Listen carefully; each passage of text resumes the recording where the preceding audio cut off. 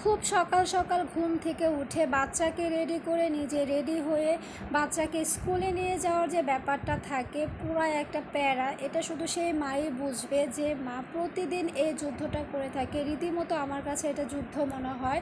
হে everyone, আসসালামু আলাইকুম। কী অবস্থা সবার, কেমন আছো? আলহামদুলিল্লাহ, আমি অনেক বেশি ভালো আছি। তো এখানে এক পার্ট শেষ করে চলে এসেছে লাইব্রেরিতে। পার্ট বলতে বুঝিয়েছি বাচ্চাকে স্কুলে দেওয়ার যে ব্যাপারটা ছিল ওটা শেষ করে একটু লাইব্রেরিতে এসেছে। লাইব্রেরিতে আমার কিছু বই নেওয়ার দরকার ছিল, আমি যেটা চাইতেছিলাম সেটা এখানে নেই। দেন হচ্ছে কিছু ড্রয়িং খাতা নিয়ে নিলাম, যেটা আয়রামনির খুব দরকার ছিল, ওইগুলা নিয়ে নিলাম। দেন আরও কী লাগবে ভেবেচিন্তে খুঁজে নিয়ে নিলাম।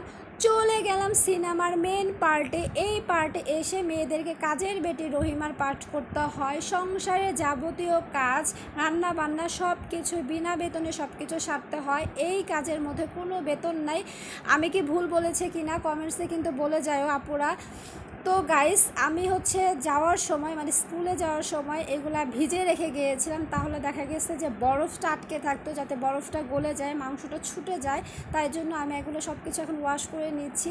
আমি যদি টাইমলি সব কিছু না করি তাহলে দেখা গেছে যে সব কিছু পিছিয়ে যায়। মানে রুটিন অনুযায়ী কোনো কাজ যদি না করা হয় তাহলে সব কাজে মানে উল্টাপাল্টা হয়ে যায়। এর জন্য সব কিছুতে টাইম মেনটেন করতে হয়।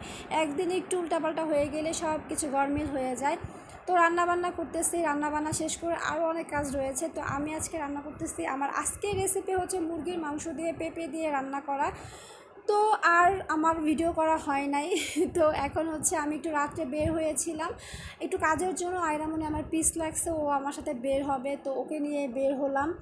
তো বের হওয়ার পরে রাস্তার মধ্যে দেখলাম হইতেছে মানে আমাদের বাসার সামনে এরকমটা মাঝে মধ্যে হয়ে থাকে, মেলা বসে আর কি। তো তোমরা দেখতে পাচ্ছ যে এখানে মিষ্টি বানাইতেছিল, মিষ্টির দোকান। দেন হচ্ছে ছিল হইতেছে পেঁয়াজু, নিমকি, মানে আরও অনেক কিছু থাকে না খাবারের জিনিসপত্র, তোমরা যে দেখতে পাচ্ছ এইগুলো সব কিছু বসে। সংসারে যাবতীয় টুকিটাকি যা যা লাগে ওইগুলো নিয়ে বসছে দেখলাম ভ্যানের মধ্যে। এই যে দেখতেছো তোমরা রান্না বান্নার জিনিসপত্র, মানে রান্নাঘরে যাবতীয় যা যা লাগে ওইগুলো এখানে দেখতে পেলাম। কেন জানি দেখে ভিডিও করতে মন চাইলো, তাই জন্য ভিডিও করে নিলাম। এখানে আবার হরেক মালের জিনিসপত্র নিয়ে বসছে, মেয়েদের যাবতীয় টুকিটাকি যা যা থাকে, যেমন safety pin, rubber band, clip, এই জাতীয় জিনিসপত্র টুকিটাকি ওগুলা নিয়ে বসছে। সবাই দেখতেছে। সন্ধ্যা বিকেলের দিকে মানুষজন থাকে অনেক বেশি। এখন যেহেতু রাত হয়ে গিয়েছে তাই জন্য তেমন একটা মানুষজন নাই। আমি একটু কাজে বের হওয়ার কারণে এগুলো দেখতে পেলাম, তাই জন্য ভাবলাম একটু ভিডিও করে নেই। মানে এগুলো দেখলে না একটু দেখতেই মন চায় আর কি, এই টাইপের জিনিসপত্রগুলো। এখানে আবার পিঠার সাজ ছিল, বাচ্চাদের খেলনাপাতি ছিল।